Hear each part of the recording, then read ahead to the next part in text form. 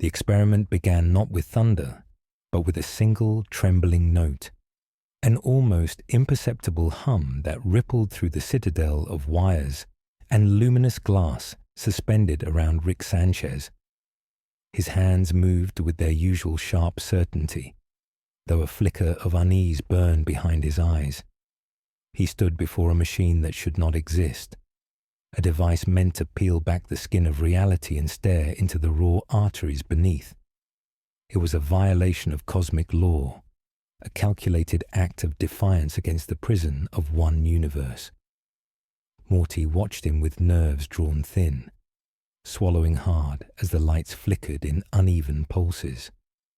The air tasted of ozone and old copper, as though the machine had already begun feeding on something intangible. Rick powered the device with a growl under his breath, forcing stabilizers into place as a spiral of energy twisted upward from the chamber. The hum deepened into a roar. Glowing runes, mathematical impossibilities rendered in light, crawled across the floor and walls like serpents of plasma. Morty took a step back as the air vibrated, pressing against his chest with a weight that stole his breath. The machine shuddered violently, its core splitting open to reveal a churning lattice of colors no mortal spectrum could name. Rick's eyes widened a fraction. It was not supposed to look like that. The boundary of the chamber peeled apart as space whispered. Morty clutched his ears, horrified as the sound sank past flesh and bone to claw at the soft places of his mind. He tried to speak, but the words died in his throat when the rift expanded into a spiraling vortex of impossible depth. Rick reached for the emergency cutoff, but his fingers passed through a streak of warped gravity. The machine answered not to engineering, but to something older, something hungry. Morty screamed as the vortex ripped loose from its moorings, becoming a blooming wound of shifting gold, crimson, and a blackness colder than void. Rick braced against the console, boots scraping across the metal floor as the rift's pull intensified. Paper, tools, fragments of reality itself dissolved into streaks of dust and vanished. The vortex grasped Morty first. It caught his limbs, staggering him forward as tears streamed down his face. Rick lunged, fingers brushing Morty's shirt, but the pull became a tidal force. Morty was torn from his reach and consumed by the spiraling abyss. Rick's final thought before the rift claimed him was neither panic nor regret, but fury. Fury at a universe that dared override his control. Then the machine shattered in a burst of white fire, and both were devoured. Silence followed, deep and infinite. Consciousness returned in fragments. Rick found himself drifting in an ocean of color that bled into shadow without border. Shapes moved in the periphery. Vast silhouettes formed of whispers, memory, and malice. There was no air, no ground, yet he existed, as though suspended within a living dream. Morty drifted, nearby, curled into a trembling shape, reaching desperately for something real. Rick forced his awareness to anchor itself, struggling against the warp tide that gnawed at his thoughts. He tried to orient himself by logic, but reason was a dying ember here. The place around them breathed. A labyrinth unfolded, corridors of shifting flesh metal, stairways of fractal bone, rooms that expanded or collapsed depending on where the eye fell.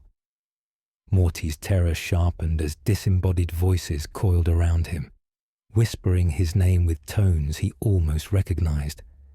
The voices promised warmth, promised safety, promised release. Rick grabbed Morty's arm, anchoring the boy with a snarl that cut through the cacophony. Together, they drifted across a shifting plane where memories became fog and gravity coiled in knots. Shadows with too many limbs watched from every angle, hungry for the foreign anomalies wandering their domain. The warp pressed deeper into their minds, Morty felt something crawl beneath his skin, a faint vibration matching the rhythm of the whispers. Rick sensed it too, and his grip tightened. The warp recognized Morty in ways Rick did not understand, and that terrified him more than the demons that skulked just beyond perception. Distorted shapes flickered closer, fragments of battles fought across millennia, echoes of prayers turned to screams, visions of titanic beings whose forms could shatter the sanity of entire worlds. Morty clung to Rick as the two were swept through a storm of psychic currents. In the distance, a single light flickered.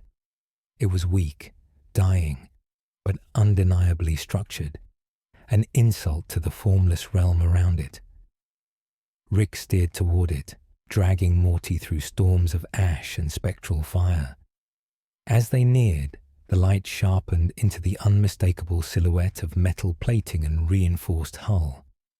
It was a ship, massive and cathedral-like, its prow adorned with a two-headed eagle burning with psychic residue. A black ship, a vessel of the Inquisition, drifting through the warp like a predatory titan. Its presence radiated a grim purpose. It hunted psychers, it devoured anomalies, and it had already sensed them. The warp recoiled around the vessel as ancient wards ignited in brilliant gold. Choirs of bound psychers screamed in unison as their senses detected Rick and Morty, two impossibilities adrift in the Imperium. Sirens blared across the ship's interior. Inquisitorial seals flared awake. A kill team assembled with grim efficiency, their armor etched with sigils meant to hold back nightmares themselves.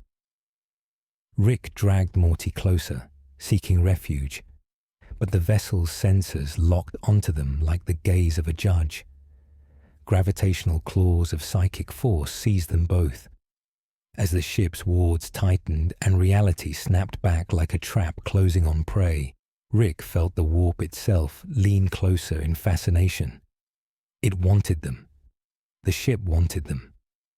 And somewhere in the formless dark, something ancient whispered Rick's name with unnatural familiarity. Then the light swallowed them whole. Their re-entry into structured reality did not come gently. Rick and Morty were hurled onto a cold metallic surface as though spat out by a furious god, their bodies trembling from the psychic whiplash of leaving the warp's shifting tides behind. The air aboard the black ship felt thin and sterile, yet heavy with incense and something older. Something like the residue of countless souls drained to ember.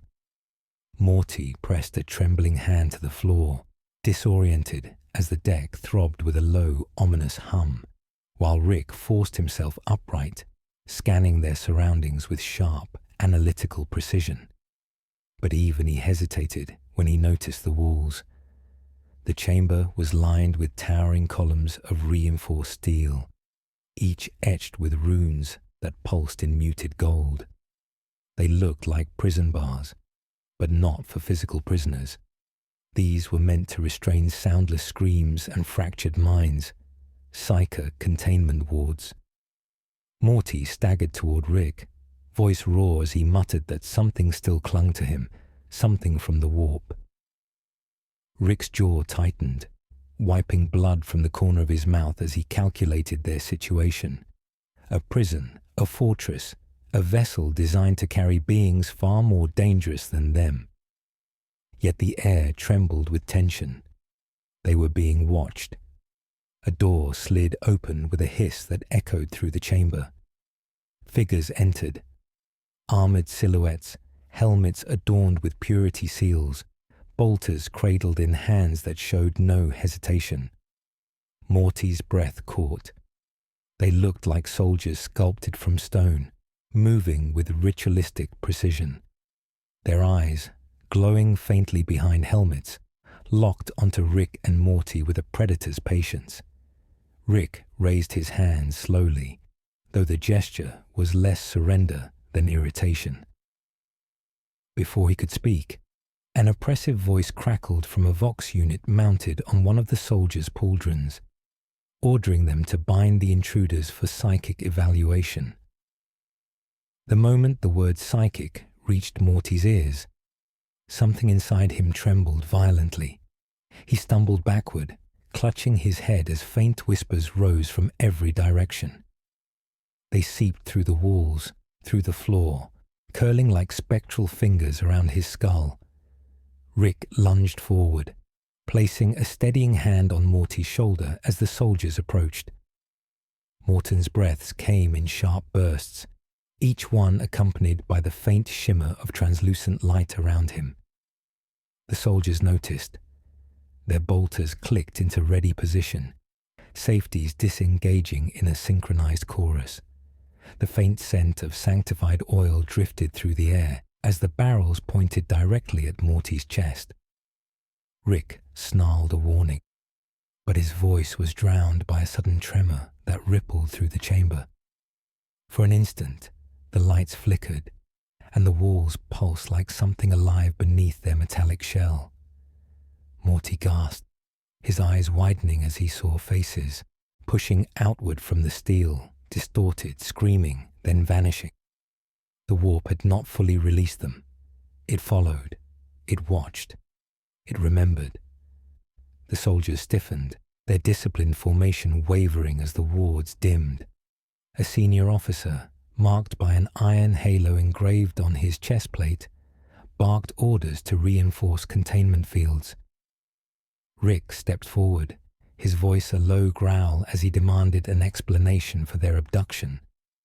The officer replied that no living anomaly entered the warp without consequence, and that their arrival had nearly ruptured the ship's psychic wards.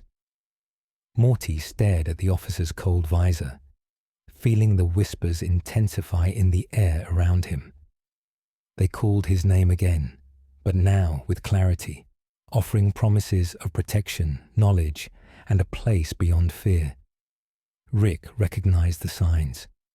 Morty was slipping deeper into the warp's echo. He tightened his grip around the boy's wrist, anchoring him. The soldiers surged forward. Chains made of null metal clattered across the floor, humming with an energy that burned the air. Rick's mind raced. An assessment of variables, possible escape routes, the nature of the black ship itself. He could outthink them, outmaneuver them. But the warp residue clinging to Morty made every calculation volatile. The room darkened as one of the psycho containment pylons flared with violent energy. A shriek erupted, high, piercing, inhuman. Morty cried out as his knees buckled, the lights shattering overhead in a burst of sparks. The soldiers responded instantly. They fired, but not at Rick. Bolter rounds streaked across the room toward a shape forming behind Morty.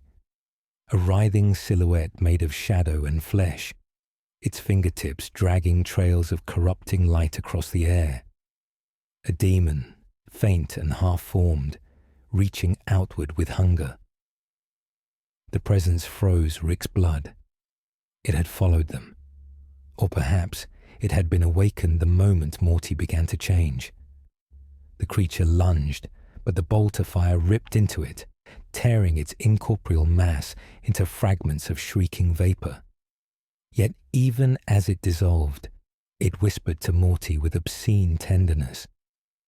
Rick dragged Morty away from the flickering remains, shouting at him to focus, but Morty's eyes reflected the phantom glow of the warp. The soldiers advanced, encircling them. The senior officer declared Rick and Morty contaminated, unstable, and possibly tainted beyond cleansing. Morty trembled violently, struggling to breathe as images flashed in his mind. Cathedrals made of bone, oceans of blood, skies that wept fire. Rick stepped between him and the soldiers, voice low with lethal intent. But he could not prevent what happened next. Morty screamed. The sound was not human. It was a psychic blast that tore through the chamber like a shockwave. Wards shattered, armor cracked. The soldiers were thrown back, crashing into pillars as sparks rained from ruptured conduits. Rick shielded Morty with his body, gritting his teeth as the psychic gale tore across the room. Lights burst. Metal warped. For a moment, the entire ship seemed to tilt sideways, as though the warp itself had reached inside and twisted the vessel's spine. Then the scream stopped. Morty collapsed, unconscious. Rick knelt beside him, checking his pulse with shaking fingers. The soldiers lay scattered, groaning, struggling to rise. Alarms blared across the ship, bathing the chamber in red light as mechanical prayers chanted through the Vox systems. The officer pointed a trembling hand at Rick, demanding reinforcement teams, containment squads, and an exorcist priest. Rick glared back with icy fury, holding Morty close as the ship's lights dimmed further. The warp had marked Morty, and something else had noticed. The alarms continued to howl as the chamber shook with the aftershock of Morty's psychic eruption. The red warning lights casting long, trembling shadows across the steel. Rick held Morty's limp form tightly, his mind a storm of calculations and rising dread. The soldiers struggled back to their feet, visor lenses flickering as damaged internal optics rebooted. The senior officer wiped blood from his brow, staring at Morty with something between terror and awe, as though the unconscious boy had become a living omen. Rick rose slowly, shielding Morty even as more armored figures surged into the chamber, their boots striking the floor in disciplined rhythm. But these were not simple guards. Their armor bore the sigils of higher authority, rosaries of silvered skulls, prayer-etched insignias, and purity seals shimmering despite the smoke. An inquisitor had arrived. The temperature seemed to drop as a tall figure stepped through the jagged breach that had once been a sealed door. He wore a coat of dark, hardened leather, reinforced with plates engraved with imperial scripture. His eyes were cold, analyzing everything within the room with predatory sharpness. He did not look at Rick first. He looked at Morty, as though the boy's existence answered a question he had long feared asking. Only then did his gaze settle upon Rick, and the weight of it was like a blade pressed against the throat. The soldiers bowed their heads in reverence as he approached. Rick, stubborn even now, stood unflinching. The inquisitor asked what had transpired. His voice was controlled but edged with restrained urgency. The senior officer explained Morty's outburst with trembling precision, describing how the psychic blast had torn through wards strong enough to restrain mature psychers. The inquisitor listened without blinking, then commanded that Morty be taken into immediate psychic isolation. Rick took a single step back, expression darkening. The soldiers hesitated between the inquisitor's authority and the unpredictable anomaly before them. Then the ship shuddered. A low, resonant vibration pulsed through the chamber, making every wall tremble. Rick's instincts sharpened. The warp's influence had not left the vessel entirely. The inquisitor sensed it too. His hand went to the hilt of the sanctified blade at his side. Glimmers of distorted light briefly appeared like ripples in water. They vanished almost instantly, but their presence lingered, souring the air. Rick understood that the warp was prowling along the edges of reality, trying to seep through whatever cracks Morty's earlier scream had opened. The Inquisitor gestured sharply, and a new squad entered. Silent sisters, their faces concealed by expressionless masks, their presence draining the air of psychic resonance. Morty's unconscious body reacted violently to their null aura. His skin rippled with goose flesh, his breathing turned ragged. Rick snarled that Morty needed help, not torment. His words were met with cold silence. The sisters formed a perimeter, their null field suppressing every psychic whisper in the chamber, forcing a stillness so complete it felt suffocating. The Inquisitor finally addressed Rick directly, demanding to know what manner of beings they were and how they had breached the warp without any traceable origin. Rick lifted his chin, meeting the interrogative glare with defiance. He said nothing of portals, experiments, or the universe he came from. He simply stated that the warp had dragged them in. The Inquisitor's eyes narrowed. Lies and half-truths were languages he spoke fluently. He stepped closer, studying Rick as though peeling back layers with thought alone. Before he could press further, the walls trembled again. A faint metallic groan echoed through the chamber, like the hull itself whispering. The Null Maidens reacted instantly, their weapons raised, forming a protective semicircle. Rick tensed, glancing at the walls where faint distortions shimmered once more. The Inquisitor ordered the psych wards renewed, but the systems flickered, still cracked from Morty's earlier surge. A surge of static crackled through the ceiling conduits. A ghostly voice echoed for a single instant. Morty's name, spoken with obscene tenderness. Rick stiffened, blood running cold.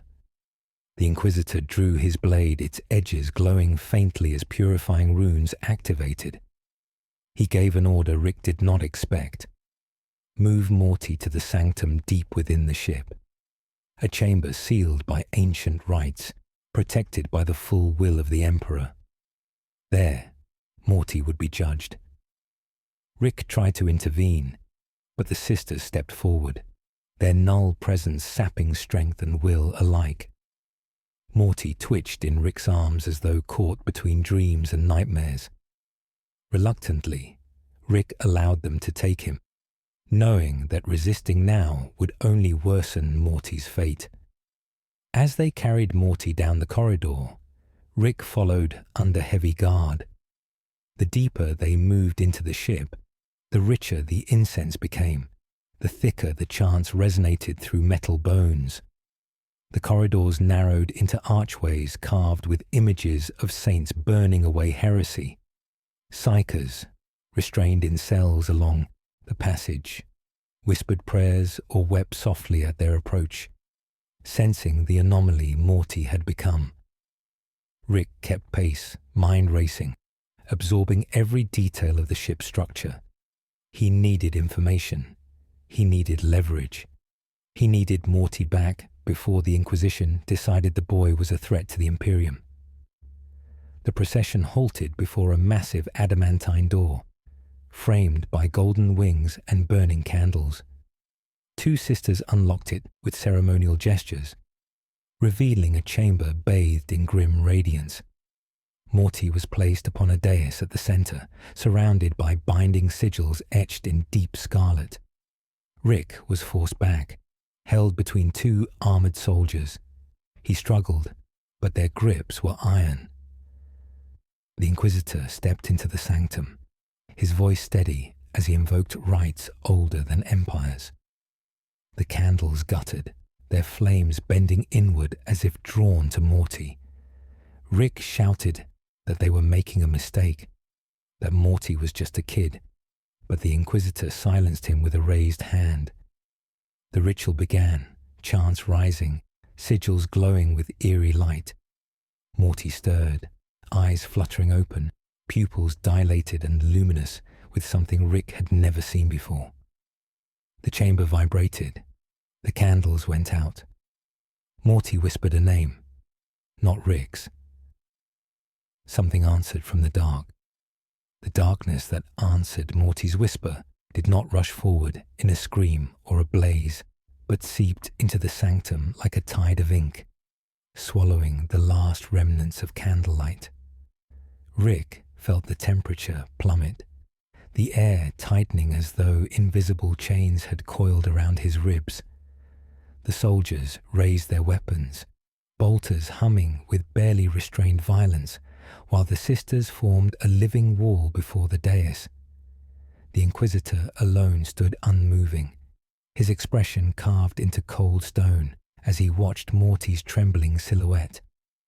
A faint glow emanated from Morty's chest, a pulse rhythmic and wrong. The sigils around the dais flickered, their edges fraying like parchment set to flame. Rick tried to wrench free from the soldiers restraining him, shouting for Morty to stay conscious, to stay anchored. But Morty's gaze remained fixed on something in the shadows. His lips parted again, soundless, yet the chamber shook as though the warp itself leaned closer to hear him. A distortion rippled through the air. The first sound was not the roar of demons or the thunder of ruptured reality. It was the unmistakable click of bolter safeties disengaging. The Inquisitor barked for defensive formation, commanding the sisters to reinforce the psychic barrier. Their null aura expanded, pressing back the creeping darkness for a moment, enough for the candles to sputter with faint, unnatural light. But the light bent away from Morty, recoiling as though repelled by an unseen force. Then the chamber tore open. A jagged seam appeared in the air above the dais, splitting the sanctum like a wound. Rick saw the warp's raw tides flicker through the breach, shifting colors, faces stretched into eternal screams, bones swirling like dust. The soldiers shouted prayers, stamping their boots in formation as they readied their weapons. The sisters raised their blades engraved with hexagrammic wards, their masks expressionless, even as the null field strained against the intrusion. Morty gasped, his body arching as if pulled by invisible hooks. The warp breach expanded, flaring with corrupted luminescence. Something pushed against it from the other side. Not a form, not yet, just an intent, ancient and singular. Rick saw Morty's eyes widen in helpless terror. That moment broke something in him. He shoved backward, slamming his elbow into a soldier's throat. The man stumbled. Rick tore free, sprinting toward the dais. He didn't reach it. The breach exploded. A shockwave of psychic pressure flung everyone off their feet. Rick crashed into a pillar as the world dissolved into soundless vibration. The sisters were thrown aside like broken statues, their null fields flickering as they struggled to stand. The soldiers crashed into the walls, armor denting under the impact. Even the Inquisitor staggered, gripping his sanctified blade to anchor himself. Morty floated above the dais now, suspended by threads of shimmering light. His veins glowed with warp resonance, his breath shallow and strained. Rick pushed himself upright, staggering toward him through the lingering storm of psychic residue. Every step felt like wading through molten stone. A shape finally emerged from the breach. It did not fully enter the sanctum, but its outline pressed against reality like a hand against thin glass. A tall silhouette crowned with twisting horns of translucent flame. Its voice slithered through the chamber, speaking in tones both harmonious and horrifying. The words were not meant for Rick or the Inquisitor. They were meant for Morty. The boy's body shuddered, his eyes rolling back as though his mind teetered on the edge of abyssal surrender. Rick roared Morty's name. The demon turned its attention toward him, and the chamber trembled at the shift. The psychic pressure pressed into Rick's skull, threatening to split it open. He felt memories ripple, memories of Earth, of the multiverse, of failures and victories and regrets carved deep into the marrow of his existence. The entity sifted through them like pages in a book. A low, amused whisper echoed from the breach, as though Rick's defiance entertained it. The Inquisitor took that moment to strike. He lunged with his sanctified blade raised high, chanting a litany of severance. The sisters mirrored him, their aura flaring as they forced their null presence toward the breach. The demon hissed, recoiling, and the warp wound flickered like a dying flame. The chamber's candles flared in response, feeding on the renewed resistance. Morty dropped to the dais. The sigils beneath him ignited, crackling with raw power. The Inquisitor seized the opportunity, ordering the sisters to seal the breach while shouting for the soldiers to open fire. The bolters thundered as explosive shells tore through the shadows, ripping apart fragments of the demon's forming body. Warped flesh recoiled before shattering into vapor under null blades. Rick dove to Morty's side, pulling him into his arms even as the floor shook beneath them. Morty's body burned with psychic heat, sweat pouring down his temples as he whispered incoherently.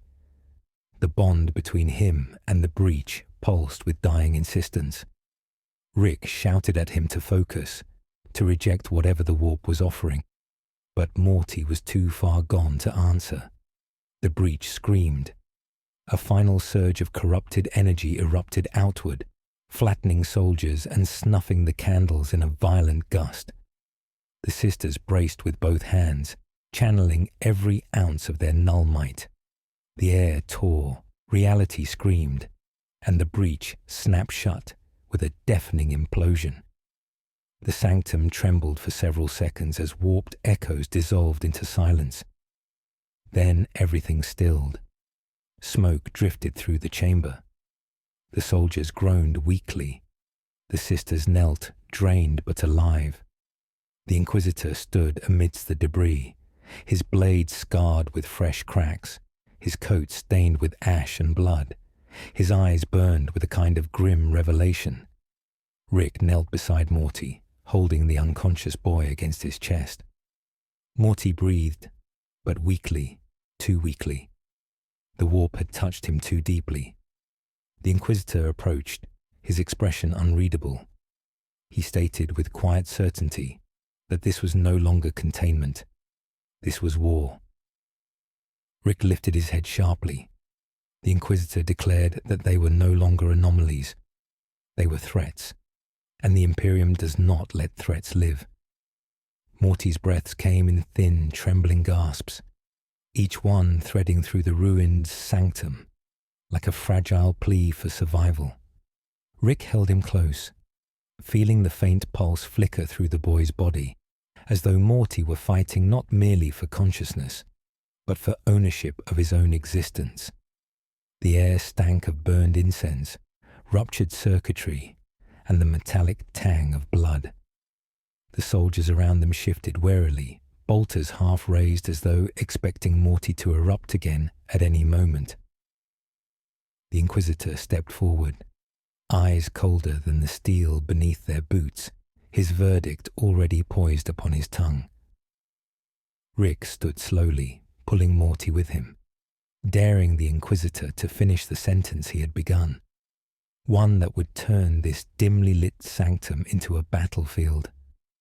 But before the Inquisitor could speak, a heavy tremor rolled through the decks, rattling the candles that had barely reignited. The lights above flickered as though swayed by a distant storm. The sisters stiffened, their masked faces turning toward the ceiling, as if sensing something the others could not. For a heartbeat, the entire ship seemed to hold its breath.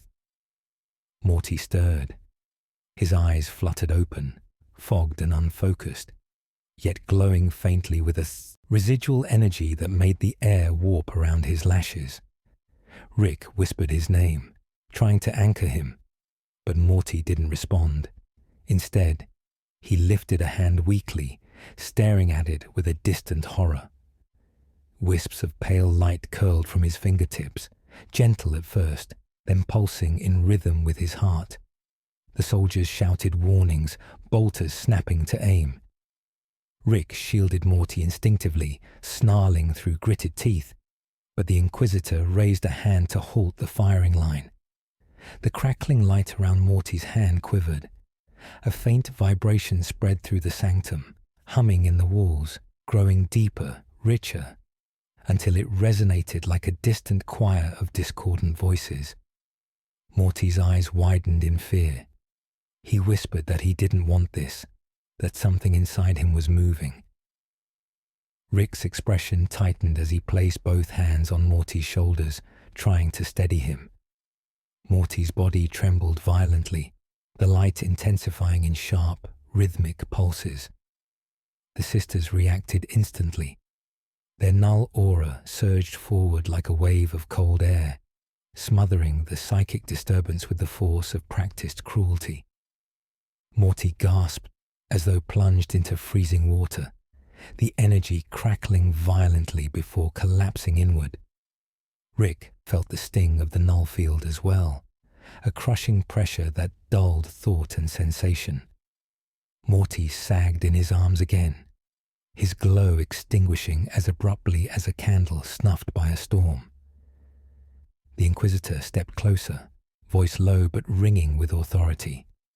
He declared Morty a nascent psyker of unprecedented volatility, a danger capable of tearing open the warp wound that had nearly consumed the sanctum.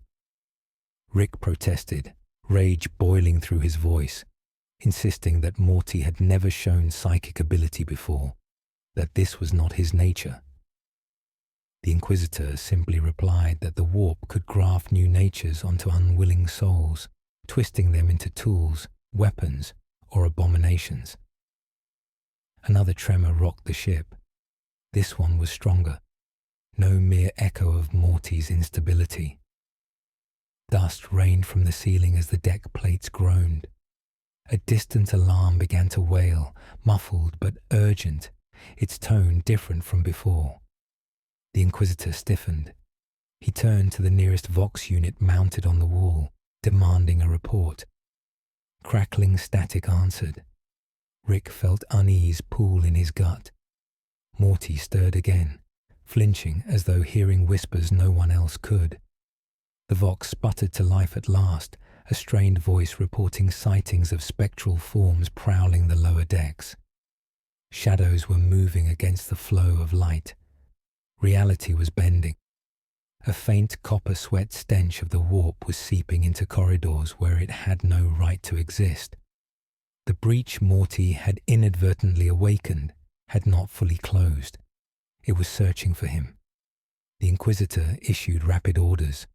Containment teams to the lower decks, sisters to reinforce the sanctum, soldiers to secure the corridors leading to the central core. The soldiers obeyed with mechanical discipline, their boots thundering down the hall. The sisters remained, encircling the dais like statues of cold judgment. Rick lifted Morty, who clung weakly to him as if trying to stay awake. Morty whispered that the voices were getting louder, closer, as though something was calling to him by name. Rick pressed his forehead against Morty's, voice trembling despite his anger. He told Morty to ignore it, to hold on, to stay with him. Morty tried. The effort strained every muscle in his fragile body. The Inquisitor approached again, studying them with an expression Rick couldn't decipher. He said Morty could not be allowed to roam the ship freely. His burgeoning psychic presence was attracting entities that could breach even the black ship's fortified hull. Rick spat that Morty wasn't dangerous. What was dangerous was the warp infection dogging them like a predator. The Inquisitor countered that the warp did not pursue innocents. It pursued conduits. And Morty was becoming one. Before Rick could answer, a scream pierced the corridor outside the sanctum. It was brief, cut off with a wet, unnatural choke, but long enough to send a ripple of dread through every person present. The sisters moved instantly to reinforce the doorway, their blades raised, their null fields expanding. The Inquisitor gripped his weapon. Rick shifted Morty behind him, his posture coiled in primal defense. The door darkened. A shadow stretched across the threshold, too thin, too tall, bending light around it like a veil. A faint scraping sound drifted through the silence, the whisper of claws tracing metal. The nearest sister stepped forward, her aura flaring. The shadow recoiled but did not vanish. It pressed against the air like a hungry snout sniffing for blood. Morty whimpered, collapsing against Rick's chest as the shadow's shape seemed to thicken, taking a vague humanoid outline. Rick felt Morty's heart hammering in panic, his breaths breaking into sharp gasps. He whispered Rick's name as though drowning. The Inquisitor shouted for the sisters to hold the line, but the shadow did not attack. It whispered. One word, Morty's name. Morty lifted his shaking head, eyes glowing faintly, and the shadow stepped through the doorway. The shadow stepped fully into the sanctum, peeling itself from the corridor's darkness as though emerging from the seam of a nightmare. It was vaguely human in outline, but its edges flickered and dissolved into tendrils of smoke that writhed with a mind of their own. The sisters surged forward, their null fields crashing into it like a wall of icy pressure. The creature recoiled, its form spasming violently, hissing as if seared by invisible fire. But even as it withdrew, its whisper slithered through the air, soft, pleading, and unmistakably directed toward Morty. Rick tightened his hold around the boy, dragging him back from the creeping silhouette. Morty trembled, eyes half open, pupils swirling, with faint warp light as the creature's calls tugged at him. The Inquisitor barked a command, and the sisters advanced in formation, blades raised, moving like a choir of silent executioners. The null aura forced the shadow to retreat inch by agonizing inch, but it did not flee. It clung to the sanctum's edge, pressing itself into the dimmest corners where the null fields weakened. Rick's jaw clenched. He understood the pattern now. The warp was not merely pursuing Morty. It was responding to him. The boy had become a beacon, a fragile flame in a storm of predators, and these things would claw through the bones of reality to reach him. Rick turned sharply as the Inquisitor approached. The man's expression now carved in iron certainty. He declared that the creature's presence confirmed their fears. Morty was a conduit, an unstable node through which greater horrors could infiltrate the Imperium. Rick responded with fury, shouting that Morty wasn't choosing any of this. The warp was forcing itself on him, twisting him into something he was never meant to be. The Inquisitor's eyes narrowed as he replied that intent was irrelevant. Danger was absolute. In the 41st millennium, innocence held no shield. Only purity or eradication preserved mankind. Rick spat that humans had built their empire on fear and superstition, chaining themselves to a dead god and calling it salvation. The room stiffened as soldiers and sisters alike turned toward him, expressions hidden, but judgment palpable. The Inquisitor stepped closer, voice low and sharp. He warned Rick that blasphemy and defiance would earn him swift execution. Faith was mankind's last bulwark against the predations of the warp. Without adherence to the creed, humanity would fall. Rick's laugh was dry, cold, and edged with venom. He countered that blind obedience had weakened humanity, turning it into a trembling mass reliant on rituals instead of intellect. If the Imperium spent less time worshipping flames and more time understanding them, they wouldn't be reeling every time the warp sneezed. A hush fell so heavy it seemed to bend the air. The Inquisitor's gaze hardened, and he declared Rick a heretic, an unbeliever whose mind was tainted by alien rationality. Rick fired back that he had walked through cosmic horrors far older than the Imperium, survived multiverses that made the warp look like a child's tantrum. The Inquisitor replied that Rick's arrogance was indistinguishable from corruption. Before the confrontation could ignite further, Morty convulsed. The floor beneath the dais cracked outward like a spiderweb of molten lines as psychic energy surged from his unconscious form. The sisters reeled, their null fields flickering under the strain. The shadow creature lunged, its form expanding, hunger sharpening. Rick threw himself toward Morty, but the impact of a sudden psychic blast hurled him backward into a pillar. The breath ripped from his lungs. Sparks rained from ruptured lamps above as the sanctum roared with a rising gale of power. Morty floated again, but this time not in helpless suspension. His body arched, his fingers clawing at the empty air as if grappling with chains only he could feel. His voice broke through the storm, calling out Rick's name, but distorted, layered with echoes not his own. Rick scrambled to his feet, forcing his way through the tempest, shouting for Morty to fight it, to stay himself, to remember. The Inquisitor commanded the sisters to collapse the null fields inward, forming a crushing dome around Morty. The air imploded, the psychic winds screaming as the sisters strained against the warp's force. Morty writhed, tears streaking down his face, even as the foreign whispering voices drowned his own.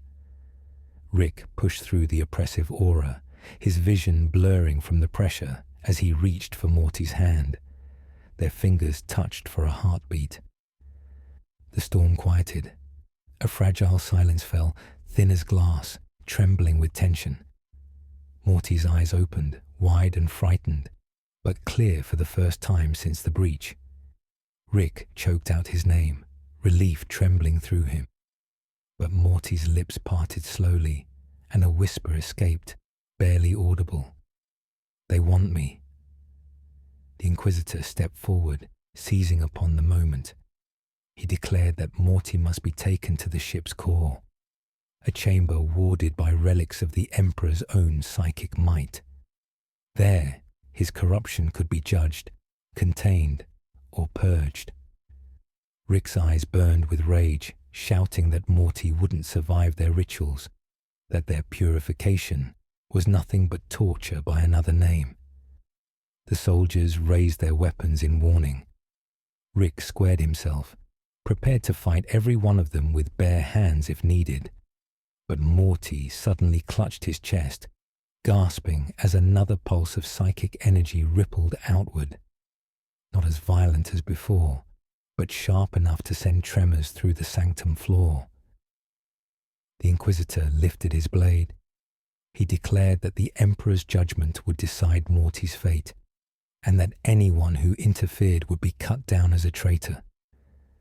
Rick's defiance flared hot and lethal, but Morty gripped his sleeve weakly, whispering for him not to fight. Not yet. The look in Morty's eyes, a blend of terror, exhaustion, and fragile trust, stilled Rick's movements. The sisters closed in, forming a barrier around Morty, ready to escort him deeper into the black ship. But as they began to move, the shadow in the doorway shifted, its form growing sharper, more defined. It whispered again, and this time Morty answered. Morty's answer was little more than a trembling breath, a fragile syllable dragged from his throat, but it carried through the sanctum like a tolling bell. The shadow's form sharpened at once, its edges pulling inward, coalescing into something that resembled a tall, emaciated man, wrapped in a cloak of living darkness. Its face was half-formed, shifting between contours, sometimes featureless, sometimes too human, sometimes a grotesque imitation of Morty's own expression. The sisters tightened formation, null fields flaring with cold fury, yet the demon did not attack. Instead, it bowed its head as though greeting a long-awaited guest. Rick lunged forward, but a soldier slammed a gauntleted arm across his chest, forcing him back. Morty, still trembling between the sisters, lifted his head weakly. His eyes flickered with confusion, fear, and something else, something ancient gazing out from behind his own gaze. The demon murmured Morty's name again, more clearly this time, as if savoring it. And then, in a voice that made the steel walls vibrate, it spoke Rick's name as well. Rick froze. His anger faltered, replaced by something colder and far more dangerous. Calculation. The demon's voice was layered, each syllable woven with countless whispers. Yet Rick heard unmistakable clarity as it spoke of events it should never have known. It whispered of a portal of Rick's creation, of a fractured multiverse, of the countless echoes of Rick Sanchez that drifted like broken reflections across a sea of realities. It spoke of deaths Rick had caused, of worlds he had abandoned, of losses he buried with inventions and nihilistic brilliance. The demon recited them with intimate precision. Rick hid his shock, but not well enough. The Inquisitor saw it. The demon shifted its gaze toward Morty. Its form rippled, momentarily twisting into a shape that mirrored Morty's silhouette with uncanny accuracy. Morty recoiled as though struck, clinging weakly to one of the sisters for balance. The demon's voice softened, becoming almost tender, promising Morty understanding, safety, release from fear. It painted visions across the air, fragments of Morty's memories, dreams, and nightmares swirling in spectral patterns. Morty saw himself lost in the warp's infinite corridors, saw Rick turning away from him, saw a universe collapsing under cold indifference. Rick snarled, shouting that none of it was real, that the demon was manipulating him. Morty's grip tightened on his chest, his breath hitching in panic. The sisters responded instantly, their null fields slamming outward like a shockwave. The demon shrieked, its form disintegrating into tendrils of black smoke before reforming near the doorway, retreating but not fleeing. The Inquisitor stepped forward, invoking a ward of binding, but the demon only chuckled, a low, resonant sound that crawled beneath the skin. It addressed the Inquisitor by name. The Inquisitor flinched. For a moment, the air thickened with dread as the demon recited passages from the Inquisitor's past. Sins buried beneath official reports, compromises made in secret, the cost of survival paid in innocent lives. The sisters bristled, gripping their blades with growing tension. The Inquisitor's expression hardened into a mask of hatred. But beneath it, something cracked. Rick seized the distraction. He moved quickly, ducking beneath the soldier's grip and sprinting toward Morty. The sisters reacted too slowly to stop him. Morty reached for Rick with a faint cry of relief. But as Rick pulled him close, Morty's body stiffened, his eyes rolling back. The demon's voice slid through the air like a blade of cold silk, whispering that Rick could not protect him. Morty screamed, not in pain, this time in refusal, a desperate denial that tore through the sanctum with raw psychic force. The sigils along the walls pulsed violently, and the floor trembled as though something beneath it stirred. The demon recoiled again, coughing out a hiss of amusement as Morty's latent power surged outward.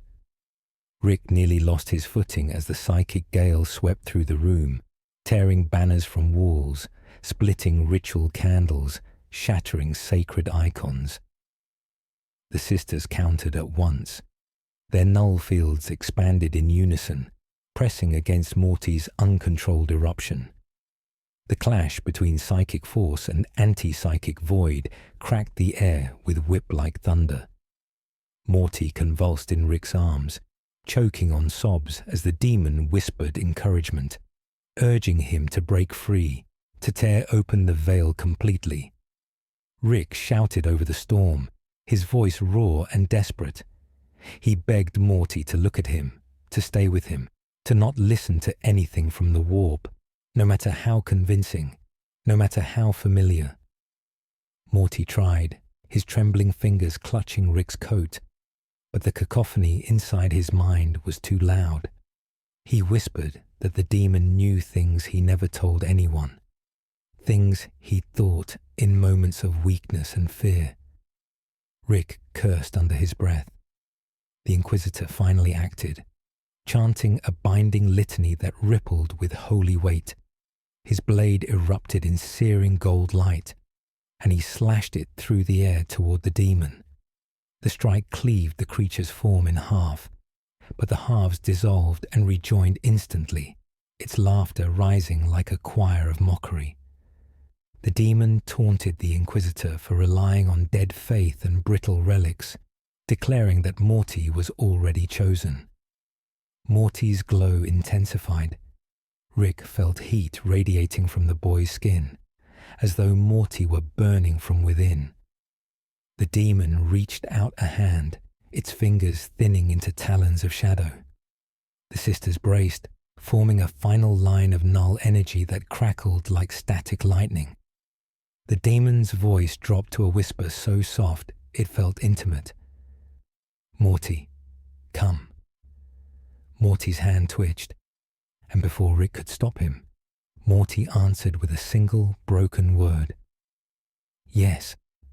Morty's whispered yes struck the sanctum like a detonation in slow motion. The demon's form sharpened at once, its shadowy limbs stretching forward in silent triumph, while every sister in the chamber reacted with instinctive violence. Their null field surged outward in a single crushing wave. Rick yanked Morty violently back, shielding him as the psychic shock snapped across the room like a whip of frozen lightning. The demon shrieked, not in pain, but in frustration, its voice splitting into dozens of overlapping tones. The blast hurled it toward the sanctum's entrance, where its form smeared against the reinforced walls before recoiling like venomous smoke. Morty sagged in Rick's arms, his body limp but trembling, his breath breaking into ragged, panicked whimpers. Rick cupped the side of his face, forcing Morty to look at him. But Morty's gaze was unfocused, pulled somewhere far beyond the walls of the black ship. He whispered that he didn't mean to answer, that he didn't want to go, but the voice had felt like a hook inside him. Something familiar, something comforting in a way that terrified him. The Inquisitor recovered his footing, his blade blazing with renewed holy fire. He barked orders, calling for reinforcements and demanding that the sanctum be sealed with every ward available. The sisters obeyed at once, their movements precise and severe as they formed a widening barrier between the demon and the boy it sought to claim. Yet even behind the wall of null energy, the creature laughed. It spoke Rick's name again. This time, Rick reacted, his face twisting, not with fear, but with the cold, feral anger of a man who had lost too much to too many monsters. He shouted at the demon to stay away from Morty, his voice rough enough to crack. Morty grabbed the front of Rick's coat, terrified, begging him not to engage. But the demon only leaned forward, its shape pulsing with dark amusement. It announced what Rick secretly feared. Morty had been marked. The warp had tasted him. The moment Morty screamed in the chambers of the black ship, the Imperium itself had taken notice and chosen him. The demon declared Morty a rising psychic nexus, a soul of rare resonance shaped by trauma, intellect, and potential. Rick felt the blood leave his face. Morty shook harder. The Inquisitor shouted the demon down with a prayer that scorched the air, forcing it backward once more. But even as it retreated, its final whisper before dissolving into the corridor chilled every living soul present. He will call again. Then it vanished in a ripple of black flame, slipping into the deeper shadows beyond the sanctum, its presence lingering like poison in the air, long after its form dissolved. Silence followed, thick, suffocating, broken only by Morty's gasping breaths and the low chanting of the sisters reinforcing their wards. Rick held Morty tightly, keeping him upright as his legs buckled beneath him. The boy clung to Rick's sleeve, as though it were the last tether binding him to sanity. The Inquisitor approached, blade dimming but still drawn, and studied Morty with a look that blended dread and conviction. He announced the truth in a voice devoid of pity. Morty was beyond containment. His burgeoning echo, the psychic resonance growing within him, was a beacon to diamonds, a lure to every entity in the warp that hungered for a mortal mind to harvest or bend. Rick shouted that Morty was a victim, not a weapon or a gateway, but the Inquisitor countered with unyielding logic. The Imperium did not measure innocence, it measured threat. Morty was becoming a catastrophic one. Before Rick could strike him, the ship shuddered violently. A roar of tearing metal echoed through the hull. Louder alarms blared, accompanied by the frantic reports of voices over the Vox, bulkheads failing, corridors warping, screams erupting from lower decks. Rick's stomach dropped. This wasn't a random surge. This wasn't chance. Morty's yes had been heard. The warp was coming. The Inquisitor cursed under his breath and issued immediate evacuation orders for the lower sectors of the ship. The sisters locked into tighter formation around Morty. Rick shouted over the growing chaos, demanding a plan. The Inquisitor turned to him, jaw tight, and declared that their only option was to deliver Morty to the sanctified heart of the vessel. A sealed vault of ancient machinery and psychic dampeners so strong that even a demon prince could be momentarily halted. Rick responded with vicious sarcasm, calling it a golden torture chamber, but the Inquisitor snapped that Morty's survival depended on it. Any other path led to possession or death, and Rick knew, deep down, that the Inquisitor was right. Morty couldn't fight the warp alone. Another tremor split the deck as a warp rupture tore open somewhere distant, a scream of raw reality being ripped apart. Rick gripped Morty's shoulders and forced him to focus. Morty's eyes darted in panic, trying to anchor themselves in Rick's face. But every explosion of psychic pressure made his vision blur. He whispered that he could still hear the demon calling, faint but insistent, promising protection, promising clarity, promising release from the terror that gnawed at him. Rick swore violently under his breath. The corridor outside the sanctum lit with stuttering lights. Shadows writhed. Something was pushing through the ship's outer layers. Something massive, something hungry. The Inquisitor ordered immediate movement, shouting for all remaining personnel to converge on the central vault. The sisters lifted Morty carefully, firm, unyielding, but not cruel. Rick followed at their side, refusing to be separated. As they moved through the twisting corridors, the ship groaned as though alive, its hull flexing under psychic pressure. Morty's head pressed against Rick's shoulder, his voice shaking as he whispered that the demon wasn't the only one calling him now. Others were waking, others were listening. Rick tightened his arm around him. The Inquisitor glanced back, hearing Morty's words, and his expression shifted, not into doubt, but into grim resolve. They were running out of time. Far behind them, from somewhere deep in the labyrinth of bowels and darkened stations, a new sound echoed, a slow, rhythmic pounding, like a heartbeat made of metal and hatred. And Morty's own heartbeat began to match it. The pounding in the depths of the ship grew heavier, echoing through the corridors as though the black ship itself had developed a malignant heartbeat.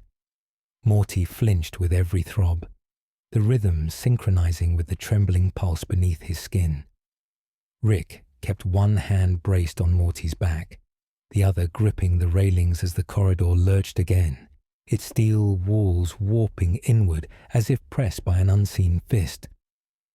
Sparks rained from splitting conduits. The sisters tightened their formation, forcing their null fields outward to cut through the suffocating waves of warp pressure pulsing through the vessel. The Inquisitor drove them forward with ruthless efficiency, leading the descent deeper into the ship's sanctified vaults. But each level they passed grew stranger. Hallways bent subtly, curving where no corridor should. The air carried the iron scent of blood, though no wounds bled. Shadows stretched too far, clinging to boots and brushing against armor like desperate hands. Morty whimpered, burying his face in Rick's shoulder, whispering that the walls were breathing. Rick looked and, just for an instant, saw them expand and contract. A distant explosion reverberated through the ship. Screams followed, quick, sharp, devoured by a monstrous chorus. The Vox units crackled with broken pleas for reinforcement, then cut to static as the warp surged again. Morty's legs buckled, forcing Rick to lift him entirely. Rick's arms tightened, jaw clenched, fury and fear twisting in his chest. Morty's breaths grew shallow. He murmured incoherently, describing crimson oceans, skies of fractured glass, a world calling to him like a mother comforting a fevered child. The Inquisitor cursed under his breath. He realized the truth a moment before Rick did. The black ship was no longer simply under attack. It was being pulled, dragged. The warp's tide seized the vessel, spiraling it toward a gravitational point of impossible psychic magnitude. Warning runes flared along the walls as bulkheads sealed or buckled entirely. The sisters braced against the storm, their null fields flickering dangerously. Rick shouted over the chaos, demanding answers from the Inquisitor, who spat that something monstrous lay ahead, something Morty had unknowingly awakened. A violent jolt threw the entire group to the floor. The ship screamed as though torn open. Morty convulsed in Rick's arms, his body arcing unnaturally. For a moment, Rick thought Morty's heart had stopped. Then Morty gasped, a sharp, terrified inhalation as the ship abruptly stilled. Silence pressed against them. The alarm ceased, the lights flickered, and a sickly dawn light poured through the nearest viewport. Rick staggered to his feet, dragging Morty with him. When he looked out, his breath left him in a sharp, involuntary intake. The black ship no longer drifted through the warp's swirling nightmares. It hovered above a planet that should not exist, a massive, roiling sphere of crimson storms and bone-white continents stretched beneath them. Its skies crackled with arcs of pink and violet lightning, shaping symbols that dissolved into ash. Rivers of liquid shadow snaked across the landscape, forming labyrinths visible even from orbit. Towers of black stone rose from the surface like jagged teeth, each crowned with fires that burned without fuel. Morty stared with hollowed eyes, his voice barely a whisper as he identified it without knowing how. The planet that dreams of me. The Inquisitor's expression darkened. He recognized the signs. The impossible architecture, the perpetual storms, the psychic stench of ritual torment. A demon world, a cradle of nightmares kept alive by eternal sacrifice. And the warp had brought them here not by chance, but by invitation. The black ship's engines roared desperately, struggling against the gravitational pull of the monstrous world. The hull shuddered as the ship fought back, its wards glowing white-hot. For a moment, it seemed they might break free. But a psychic scream erupted from the planet's core, so intense the air turned to vibrating glass. Morty clutched his head, shrieking, and every light in the corridor shattered. The ship spun, dragged down by an unseen force. Impact alarms wailed. The Inquisitor barked orders to brace. The sisters locked their arms around Morty and Rick, their null fields wrapping the group in a cocoon of deadened silence. With a roar like planets grinding together, the ship tore through the planet's atmosphere, metal plating melting from friction and warp corruption alike. The crash split mountains. The world shook. Rick lost all sense of direction. Fire and dust engulfed them. Bodies slammed against walls. Morty's scream cut through the chaos, then faded into a weak, frightened sob.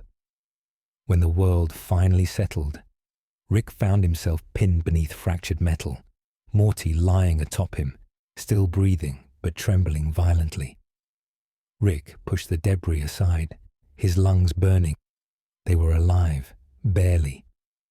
The Inquisitor dragged himself upright, armor dented, coat torn, but still gripping his blade with unshaken determination. The sisters formed a defensive circle, battered, yet unbroken. Rick took Morty into his arms again, lifting the boy gently from the debris. Morty blinked weakly, taking in the shattered remains of the corridor and the crimson sky bleeding through ruptured hull plating. Outside, the world waited. Rick stepped toward the gaping wound in the ship's side and looked out. Endless plains of churning flesh and stone stretched beyond the wreck. Forests of bone swayed as though breathing. Rivers hissed and steamed with viscous black fluid. The ground pulsed like a heartbeat. Rick swallowed hard. This place was alive, and it wanted Morty. A low, distant chant drifted across the landscape, carried on winds thick with the stench of old blood. Morty stiffened in Rick's arms, eyes widening in horror. He whispered that the chant was calling his name. Not once, not twice. Thousands of voices. The Inquisitor stepped beside them, face grim. He said what Rick already knew. The demon they'd faced aboard the ship had not been alone. It had been a herald, a servant, and the master now waited somewhere on this living world, deep within its dreaming heart, calling Morty home. The wind outside the torn hull carried whispers that slithered along the skin, curling beneath armor and cloth, dragging attention toward the horizon, where a single spire of impossible height pierced the roiling sky. Morty's eyes locked onto it instantly, as if drawn by invisible chains. Rick tightened his grip around him, muttering in a low, furious tone, but Morty hardly heard. The chant rising from the plain swelled again, a chorus of devotion soaked in ancient horror. The sisters moved in a tight formation, their null aura dimly visible against the crimson haze as they pushed forward through the shattered remains of the black ship. The Inquisitor led them into the open, each step cautious, each glance sharp with suspicion. The ground beneath their boots pulsed faintly, warm and wet like flesh. Rick grimaced, adjusting Morty's weight as he moved. Morty clung to him, trembling, whispering that something beneath the surface was watching. The sky cracked open momentarily with a streak of violet lightning, illuminating the plain of bone towers stretching endlessly. The Inquisitor halted, scanning the landscape with narrowed eyes. He muttered that demon worlds shifted constantly, bending geometry and matter in accordance with the reigning entity's will. This place, then, was alive entirely because something monstrous willed it so. They began moving toward the towering spire, drawn not by choice, but because the chanting voices pressed them onward, herding them toward the heart of the world. Rick realized this with cold certainty. Every creature on this planet wanted Morty delivered to that spire, to whatever throne or altar waited within.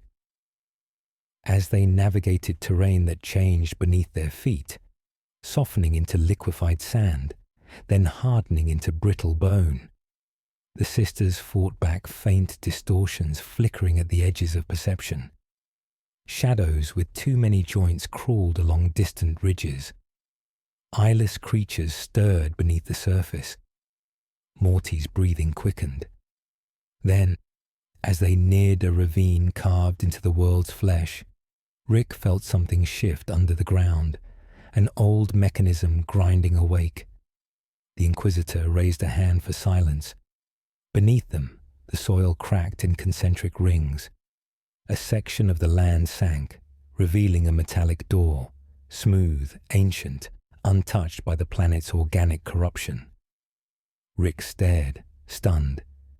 This structure didn't belong to the warp. It belonged to something older. The sisters held formation as the Inquisitor approached the metal surface, brushing his hand over the sigils etched along its perimeter. They were not human. They were not demonic. They were something Rick recognized, though he had never seen them in this universe. Morty whispered hoarsely, "Rick, that looks like your stuff." Rick's stomach twisted. The symbols were not his designs, but they were close, too close, as though someone had studied a version of his work long before he existed. The door vibrated, splitting open with a roar of stale air and metallic groans. A rush of cold vapor spilled upward. The plains around them fell eerily silent, the chanting cut off mid-breath. Even the sky paused, crimson clouds frozen unnaturally. The Inquisitor ordered immediate descent. Rick hesitated, wanting to keep Morty as far from this place as possible, but Morty tugged weakly at his arm, insisting he felt something below. Something important. With dread knotting his throat, Rick followed. The interior was a vast chamber of glass and metal, illuminated by flickering beams of pale light that had not shone for millennia. Tubes of unknown substance lined the walls. Broken containment pods lay shattered, their contents long evaporated. Strange devices suspended in stasis hummed faintly, tools with designs so advanced they transcended known technology, bridging the uncanny divide between science and sorcery. The Inquisitor exhaled sharply. He recognized nothing. Rick recognized too much. As they moved deeper, the hall widened into what resembled a command chamber. At its center stood an enormous crystalline console, shaped like a fractured star, its surface still buzzing with faint, desperate energy. Morty stepped forward, suddenly steadier, his fear momentarily overshadowed by a strange familiarity. He whispered that he had dreamed this place, even before the demon world pulled them. Rick's jaw tightened. Morty should never have known such things. The Inquisitor demanded answers from Rick. Rick ignored him, scanning the devices with frantic speed. He noticed pieces of multiversal technology embedded into consoles far beyond the Imperium's comprehension. These machines were built by something that understood the warp but did not obey it. Something that had tried to study it, dissect it, or escape it. Morty touched the edge of the console. The room ignited. A projection burst into existence. A towering figure wrapped in luminous armor, its body shattered into ghostly fragments. A voice, layered and hollow, filled the chamber, speaking of experiments to pierce the fabric between realities, to escape the endless corruption of the warp. The figure called itself a seeker of realms. Rick's breath caught when the projection shifted into mathematical patterns and schematics, diagrams nearly identical to his portal technology. This lab had attempted what Rick had mastered, but here the consequences were catastrophic. Morty staggered back as symbols flashed around him. The projection's final moments replayed, alarms blaring, the planet screaming, the warp devouring the facility, dragging it and its creators into eternal torment. The Seeker's last words declared that someone, someday, would reopen the wound they had torn, someone whose mind could resonate with the warp's frequencies. Morty collapsed to his knees, shaking violently. Rick knelt with him, gripping his shoulders as cold realization slammed into him. Morty wasn't chosen at random. The warp didn't stumble onto him. His mind, his trauma, his fear, the imprint of traveling across infinite universes with Rick had made him compatible. The Inquisitor's blade lowered slowly as he grasped the truth. Morty was not becoming a psychic anomaly. He was becoming a continuation of this ancient experiment, an heir to a cosmic calamity born long before human history. A deep rumble shook the chamber. The floor trembled as something massive stirred beneath the planet's crust. The Inquisitor turned sharply, shouting orders. The sisters raised their blades. Rick lifted Morty again. The world above them began to scream. Cracks split across the ceiling as crimson light poured downward, and a colossal, shadowed silhouette rose beyond the lab walls, something vast, ancient, and eager. The master Morty had been summoned for had awakened. The ceiling split open with a roar that drowned every thought, every breath. Crimson light poured through the cracks like molten dawn, washing over the ancient lab as the shadow outside grew sharper. Vast limbs unfolding, a silhouette towering beyond comprehension. The sisters braced themselves, their null fields flaring like dying embers against a tide of psychic radiance that crushed downward in waves. The Inquisitor shouted for retreat, voice raw from the strain, but the sound was swallowed by the rising hum of the entity awakening above them. Morty convulsed in Rick's arms, fingers clawing at his chest as if trying to anchor himself to anything real. His eyes flickered between moments of clarity and glazed terror. He felt the ancient force reaching for him, not with hands, but with inevitability. The psychic resonance he had tried so desperately to suppress surged through him, running like wildfire through veins that were never meant to carry such power. Rick lifted Morty's face, trying to catch his gaze, whispering fiercely that he was not going anywhere, that whatever the warp wanted, it would have to take both of them. Morty barely heard him. The chant from the surface returned, louder, sharper, echoing through the chamber as though the walls themselves were singing his name. The Inquisitor dragged Rick toward a collapsing archway, shouting that if they didn't escape now, the entity would consume them along with the lab.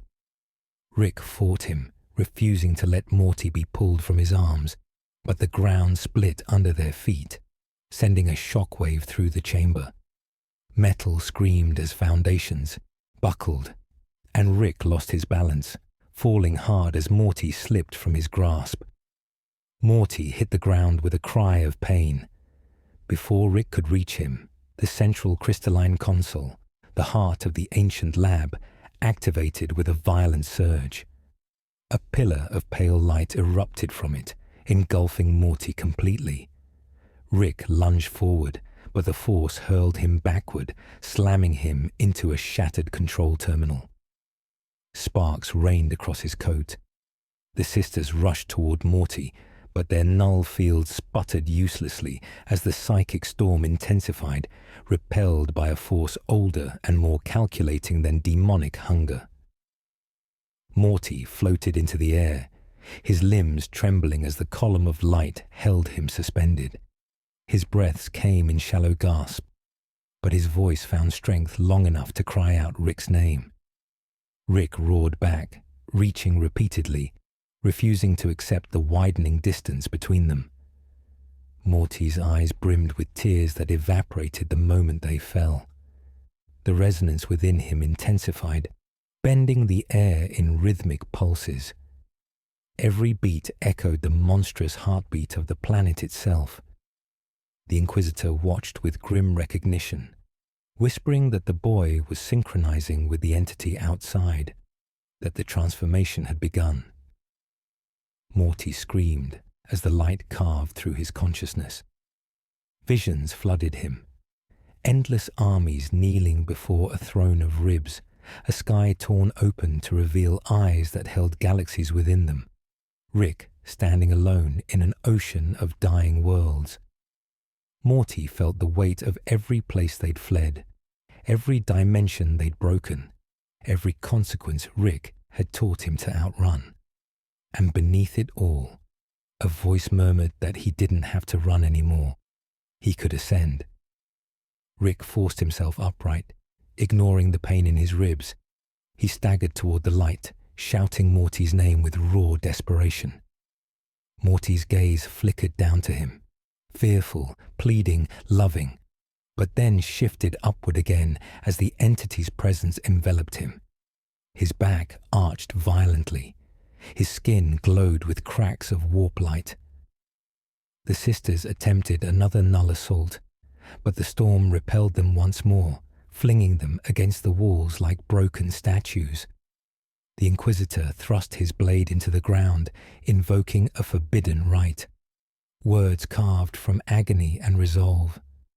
Holy fire burst from the floor, flowing toward the light, slowing its pulse just enough for Rick to reach the edge without being thrown back. He stretched out his hand, fingers trembling. Morty reached for him. Their fingertips brushed. The world lurched. Morty's body flickered with images, thousands of Mortys across countless timelines, frightened, dead, victorious, corrupted. The Waltric echo of their journeys collapsed inward, fusing into a storm within him. Morty's voice broke as he begged Rick to help him, but the words twisted as the entity's voice interlaced with his own. It spoke through Morty now, ancient, resonant, promising, destiny beyond the confines of mortal existence. Rick's face twisted in agony, but he didn't let go. He shouted that Morty wasn't chosen by destiny. He was chosen because he was vulnerable. And Rick swore he'd tear down every star in this galaxy before letting anything take him. Morty's hand tightened around Rick's. For an instant, the light flickered. The transformation faltered. Morty's face crumpled, tears running upward into the column of energy. Then the planet's heartbeat erupted. The entity outside the lab rose higher, blotting out the crimson sky. Its presence pressed into the chamber, its hunger focusing wholly on Morty. The console beneath the boy shattered in a burst of fractured glass and warped flame. Morty screamed, a sound that tore the air apart, and the explosion of psychic force flung Rick across the chamber once more. He hit the wall so hard he tasted blood as the world spun. When he forced his eyes open, breath rattling painfully, he saw Morty suspended several meters above the ground. The light around him had condensed into crystalline tendrils, wrapping around his limbs. His pupils glowed with swirling crimson spirals. His expression was no longer entirely his own. The Inquisitor dragged himself upright, staring with horror at the transformation. He shouted that Morty had become the vessel. The bridge the demon world had been waiting centuries to complete. Rick choked, crawling forward, calling Morty's name again and again, refusing to accept the truth reflected in Morty's distant, fractured gaze. Morty turned toward Rick. His lips parted. The voice that came out was Morty's and something else in perfect unison. "Rick, I'm sorry." The chamber collapsed as the first tendril of the entity's true form pushed through the cracked ceiling, reaching for its new chosen host. The tendril broke through the ceiling with a sound like a cathedral collapsing under the weight of its own blasphemy. Shards of stone and metal spiraled downward, suspended momentarily in the choking crimson light before crashing around Rick and the others. Morty hung in the center of it all, bound in crystalline coils of warp light, his small frame dwarfed by the monstrous appendage pushing its way into the chamber. The sisters surged forward to hold the line, their null fields flaring violently, but the sheer weight of the entity's presence made their knees buckle. Even the Inquisitor stumbled, forcing his blade into the floor for stability as he shouted warnings drowned beneath the rising psychic roar. Rick dragged himself forward through the debris, ignoring the pain tearing through his ribs. Morty hovered above him, trembling violently as he fought against whatever had fused itself into his voice and his veins. Rick called out to him, voice raw, but Morty's eyes had shifted again, glowing, swirling, reflecting the shape of the tendril descending toward him. The demon world itself was reaching to claim what it had cultivated. The Inquisitor recovered first. His voice cut through the chamber like a thunderclap as he declared that Morty must be executed at once. The sisters hesitated, not out of mercy, but because even they feared striking a child suspended in the grasp of a godlike presence.